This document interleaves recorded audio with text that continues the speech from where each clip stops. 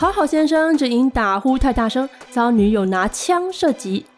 佛罗里达一名好斗的女子，只因为男友打呼太大声，两人为此大吵一架，还差点把新男友给杀了。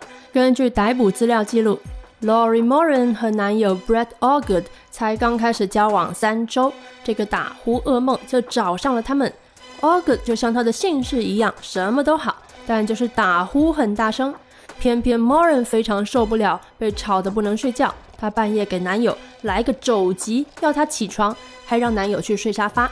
为了要弥补 Moran， 男友隔天还带着鲜花、巧克力、他最爱的兰姆酒和止鼾贴片去赔罪。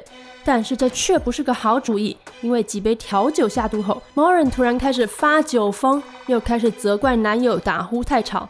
Allgood 准备离开，避免吵架时， Moran 却突然拿起散弹枪来射男友，还射中了男友侧面。警察到场时， Moran 还哭哭啼啼的捏造故事，说是整理东西时不小心触发了枪支。